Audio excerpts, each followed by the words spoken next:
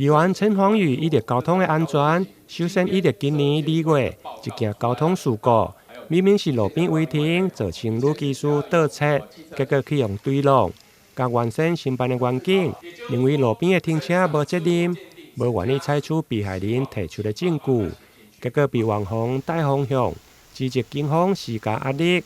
后来经过车祸鉴定，证实有其他车的造迹，要求警方是不是要对网方来提告。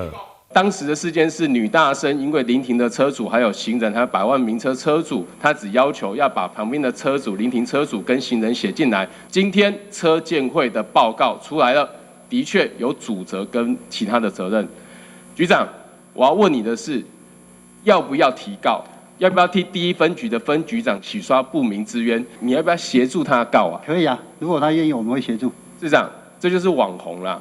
不要认为每一个网红都是好的，那我们遭受网红的攻击非常多。你讲得很对啊，台南市政府被人家带风向攻击也不是第一次，所以我觉得其实对于面对这样子的不合理，而且事实上根本没有经过专业的鉴定，他就可以擅自对外来下结论的这样子的情形，我觉得他应该负起他应该负的法律责任。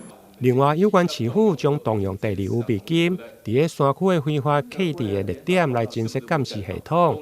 提升强化防治的能力，议员对此嘛建议警察局希望会用比较民政单位，甲着有线电视来合作，用租用代替购买，降低建地的负担。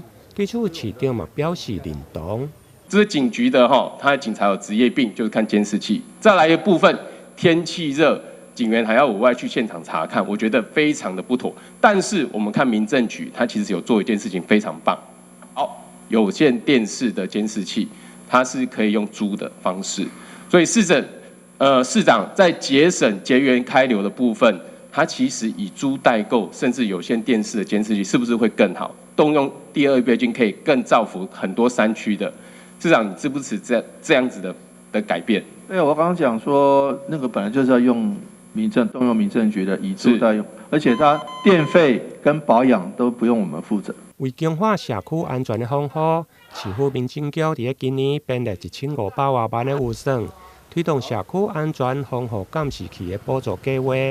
伫全市649个里，增设1298组的监视器。